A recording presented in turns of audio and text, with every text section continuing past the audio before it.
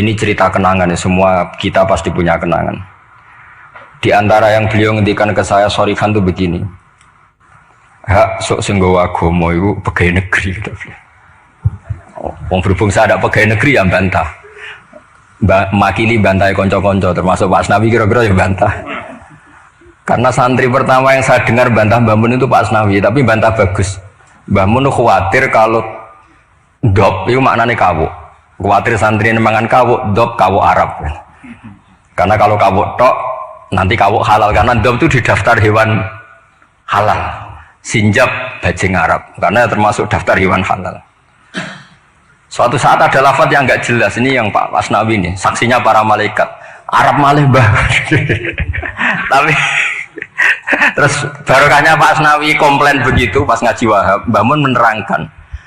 Cung, nara tak mana nih bajing Arab, ambek kawo Arab, kok santriku udah mangan bajing, udah mangan kawo. Karena dop itu dimuncit ya persis biawak itu persis kawo. Tapi nak dimaknani Arab kan terus bingung. Jadi itu seni Mbah Mun ngelola fikih supaya. Tapi barokahnya Pak Asnawi sebenarnya semua teman-teman meletok Arab itu supaya tadi memang itu didaftar hewan halal. Dan memang di hadis-hadis banyak sahabat dahardop, tapi di kamus itu mirip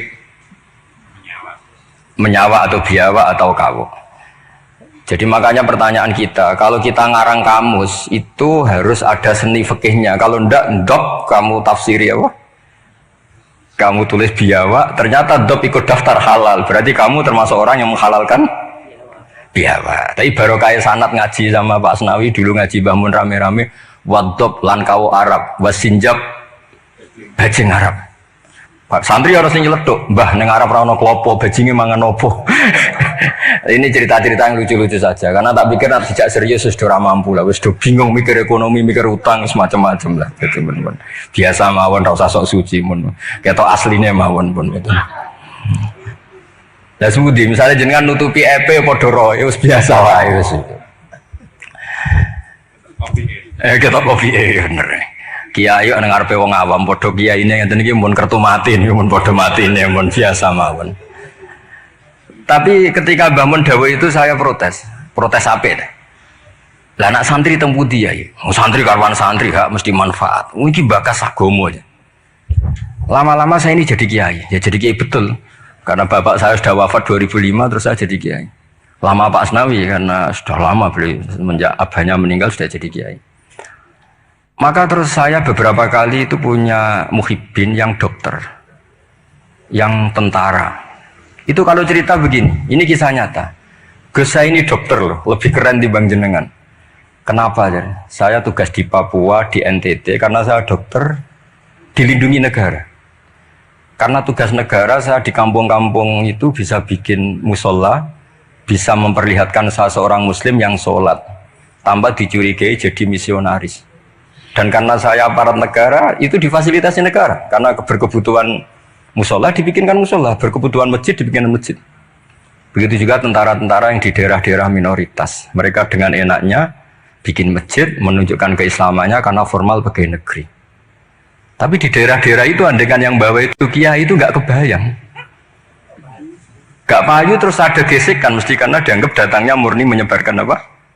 Agama tertentu dan akhirnya gesekan dengan agama tertentu. Ini makanya ini sodako syekhuna ketika ngendikan so iku singgo agama ning dinti iku pegawai negeri. Mulane rumat. Dulu saya kan ya nggak paham dan ya nggak ingin paham pas itu. Perintah rumat tuh kan kalau saya punya umatnya, umat saja nggak punya, rumat gimana? Tapi setelah saya jadi kiai, beberapa muhibbin saya itu jenis ini cerita. Jadi begitu juga di negara-negara Eropa. Itu awal ada masjid ya karena ada kedutaan yang menampung orang-orang Indonesia. Akhirnya fasilitasi beberapa mahasiswa dan TKI di sana akhirnya bikin masjid. Artinya ijtihad besar Mbah Mun adalah berkoalisi dengan negara. Beliau bisa mengelola begitu indahnya dakwah yang enggak benturan antara ulama dan apa? Umar dengan cara seperti itu. Jadi ini kenangan-kenangan kita. Saya tidak mengatakan saya kita karena beliau ngendikan gitu mutawatir. Musyahad, ma'ruf, benana, benahum semuanya tahu. Cuma mungkin tidak semuanya paham karena gak ngerasa no jadi kiai lah, itu yang masalahnya. Nah aku sudah jadi kiai jadi paham. Karena kalau saya tawaduk malah saya diangkat derajat oleh Allah, mendingan sombong ben rapati diangkat kan gitu. Kadang ya ono santri tawaduk, was. Tapi justru ngaku tawaduk itu mutakabir cara hikam. Jadi biasa wae jujur biasa. Tapi ini cerita ya betapa saya punya beberapa teman yang kuliah di Inggris karena saya di Jogja banyak teman yang kuliah di Inggris. Itu kenangannya ya gitu, difasilitasi kedutaan, kemudian ada masjid, ada komunitas kajian Islam. Jadi segampang itu kalau negara atau aparat negara bawa Islam karena mereka formal dan rohnya ini dibantu kiai. Sehingga kalau mereka ada muskilat, halul muskilatnya tanya kiai. Beberapa dokter kalau tanya fikih detail tanya saya, tapi mereka di daerah-daerah itu tanpa ada hambatan karena mereka pegawai apa? Negeri. Nah tolonglah istiad-istiad Mbah Mun begini itu yang beliau maksud ala muqtadu da'awi majaril aqwan al mukhtalifatis syu'un wal khisab. Jadi kita saksi semua kita adalah saksi. Karena ijtihad khossoni bidzalika syekhuna itu menurut saya kurang keren. Kalau dalam ilmu hadis semakin mutawatir semakin bagus. Kalau kita ini malah kualik, semakin ahadi semakin keren. Wah orang geruang dijazai Mbah Mun. Itu cara saya agak keren karena tidak mutawatir. Tapi banyak santri yang ngaji ini mustalah hadis tapi malah bangga khossoni bidzalika syekhuna. Menurut saya malah seneng yang umum. Karena umum ini mutawatir, bukan riwayat ahadi. Kalau ilmu hadis kita tahu kan mutawatir sama ahadi itu keren mutawatir. Sehingga saya tidak perlu cerita ahadi karena nanti semua orang subjektif, semua orang punya kenangan. Ya nanti yang ribet kalah semua sama tukang pijet. Semua kenangannya Mbah Mun masih berjarak. Saya tukang pijet, jismi ala jismi. Wah ya ribet kalau gitu. Jadi saya yang bagian guyon, nanti yang serius Gus Gofur. Kemarin dan saya itu kalau ada riwayat dari Mbah Mun, kalau nggak paham ya tanya Gus Kamil, tanya Gus Gofur yang seangkatan saya. Karena sepinter-pinternya kita tetap tahu putra-putra beliau karena yang lebih dekat lebih. Saya juga mengalami hal yang sama ketika saya dengan bapak. Sepinter-pinternya santri, kalau tentang mazhabnya bapak itu ya pinter saya. Karena roh pawone, cara Jawa itu roh pawone. Bapak itu diantara ajarannya itu ya yang lucu-lucu aja sederhana. Kata bapak, hak kejogeman ngaji ku tenanan serius. Pengen apa? Uang sing ngaji ku sudah kakean utang wis ruwet. Wis ning omah bingung pas ngaji mbok bingungno. Uang mikir utangnya bingung, kan mikir neraka tambah bingung. Jadi sanad saya memang seperti itu. Jadi ra kena disalahno memang. Kalau sanad sampeyan uang wis kurang ajar, mbok jago yang tambah kurang ajar. Monggo itu sanad jenengan. Sanad saya tidak seperti itu. Jadi ini kan urusan pilihan manhaj. Napa pilihan apa? Manhaj. Tapi kenangan terbesar kita, saya tidak mengatakan saya kita, adalah penghormatan Mbah Mun pada tentara, pada aparat negara. Saya dulu itu ya iskal lah, kalau boleh dikatakan iskal. Tapi setelah melihat al-aqwan yang seperti ini, ternyata ada masjid, ada Islamic Studies, bahkan ada IAIN. Di Papua itu ada IAIN, rektornya beberapa kali datang ke saya. Mereka tidak dapat perlakuan Papa karena ya resmi, ada N-nya tadi. Coba kalau yang bikin sampean pondok di sana. Oh, itu aneh. Jadi awwalu hadzal din itu adalah al-i'lam, setelah i'lam itu diakui negara. Sehingga keinginan para nabi dulu itu ya berkoalisi dengan negara, sehingga Nabi masih nyurati raja-raja itu. Makanya menurut paham banyak ulama, andai kan raja-raja itu nurut Nabi itu juga tetap raja, karena Nabi juga nyebut ila maliki qaisar, ila malikir rum. Artinya sistem bernegara yang ada raja, ada rakyat, Nabi itu juga ngakui. Buktinya Nabi juga menyebut mereka raja. Meskipun Nabi tetap menjaga konstitusi nubuah, yaitu dengan cara menulis min Muhammad Rasulillah ila malikir rum. Itu yang menjadikan semua raja agak sebagian raja agak terima, karena siapa orang ini berani menyebut namanya dulu sebelum nama saya, kan gitu. Mereka tersinggung karena suratnya Nabi itu agak aneh, nggak lazim kan menyebut min Muhammad Rasulillah ila Malik kan gitu. Mereka inginnya kan disebut dulu baru pengirim. Tapi itu memang nggak bisa dilanggar ya, mau tidak mau Nabi harus al-Islam ya'lu wala yula'ala. Sehingga memang suratnya Nabi min Muhammad Rasulullah ila Malik Rom atau ila Maliki Mukaiki atau siapalah. Tapi bahwa istihad ijtihad beliau datang ke Umaro yang dulu gak lazim ulama datang ke Umaro. Akhirnya itu jadi hal yang luar biasa. Makanya saya kalau ngaji Al-Manhajus Sawi karangannya Habib Zain bin Semit, ada ustadz itu agak-agak nyaman dengan Harun Rasyid karena beliau ya agak-agak melenceng, namanya Raja Amirul Mukminin.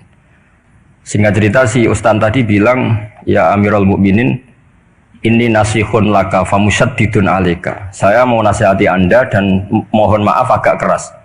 Fala tajid fi nafsika syai'an, maka tolong jangan dimasukkan hati.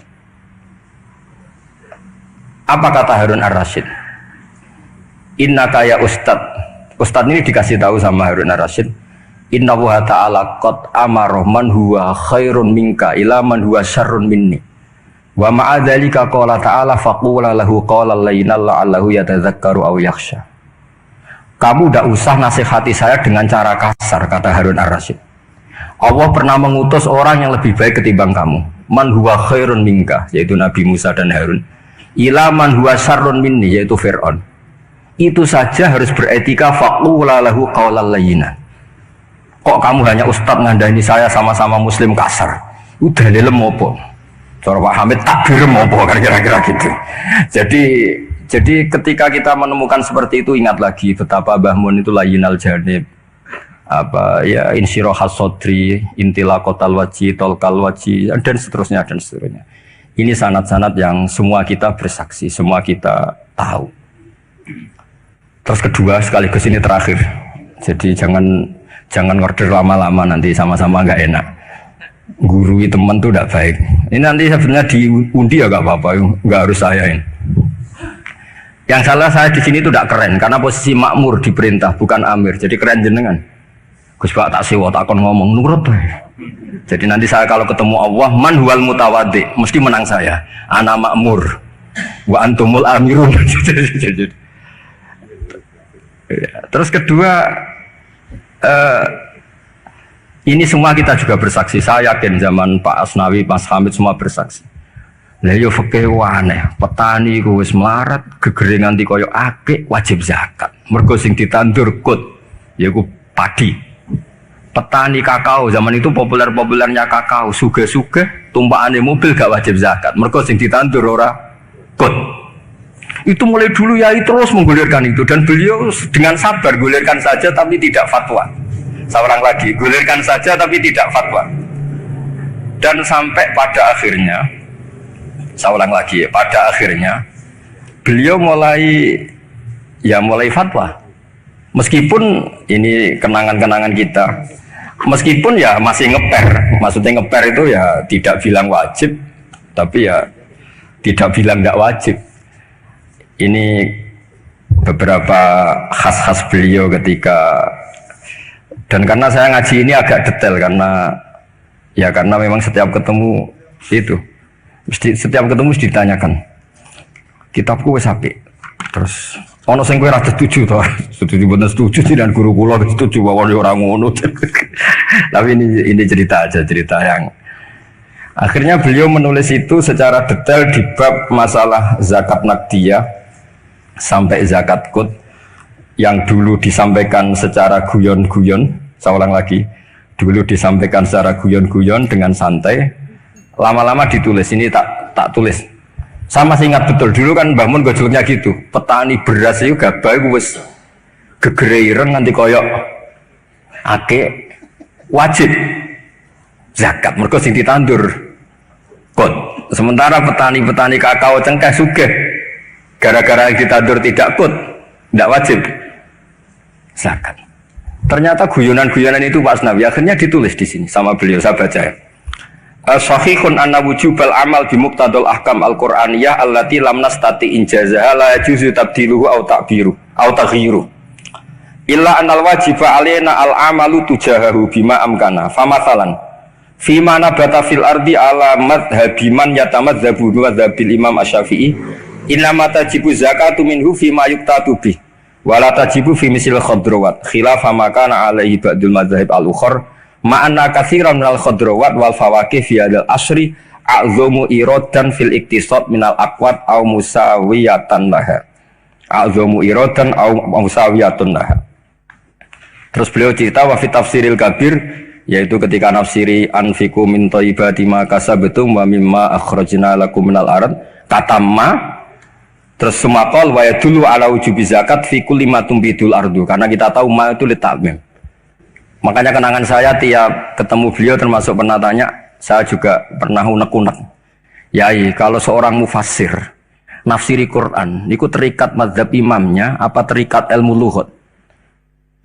Ya itu tadi, karena Ibnu Katsir itu Syafi'ul mazhab, tapi ketika beliau nafsiri wa mimma, ma itu ya apa saja, karena ma itu umum. Sehingga beliau menafsirkan matum bitul ardu, cek kot cek tidak kot.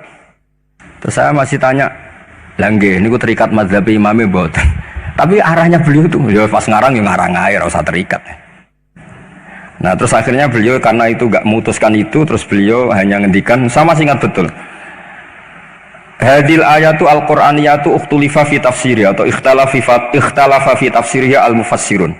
Wa bi ikhtilafi dzalika ikhtalafat al-madzhab al-arba'ah. Fa hal bi kulli dzalika min al-ikhtilaf bainal ulama al-musaidin, saat terus kata beliau, yang bagi alaman huwal qudwah li hadil ummah ayakhtara minal aqwal ma huwa aslahu li hadil ummah fil amal bi muqtada hadil ayat. Sama ingat, maka orang yang jadi pemimpin saat sekarang ya fatwa yang paling menguntungkan umat ini, yang paling layak.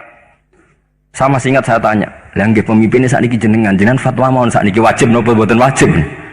Yo ora kudu aku, yo sapa kono sing pin. Mun mumpung niki wonten jenengan ngendikan mawon wajib napa mboten? Yo ora ngono, pokoke ngono Mas, ora ya. Karena saya punya teman, ini kisah nyata, saya punya teman itu petani padi, itu orang di Indramayu, itu melarat. Bareng sawahnya sekian hektar ditanduri kangkung itu sugih, mergo tiap 3 hari panen dikirim ke Jakarta. Di pas tanduran kot kere, tanduran khodrowat sugih. Pas kere mbok wajibno zakat, pas sugih ora. Iku fikih opo? Lah ini kan ribet. Ndak sampe ndak usah bantah saya ngasih PR kok dibantah. Ya sudah nanti, ya sudah seperti itulah, ini kenangan-kenangan kita dan guyonan beliau secara ilmiah zaman Pak Asnawi, Pak Hamid, semua kita ngaji, ternyata sekarang ditulis. Dan pesan beliau hanya yang bagi alaman huwal qudwah li hadil ummah ayakhtara minal aqwal ma huwa aslahu li hadil ummah. Niki saya ini sebut di polling napa di Fathul Masail? Sebut di Mas. Napa? Relatif ya.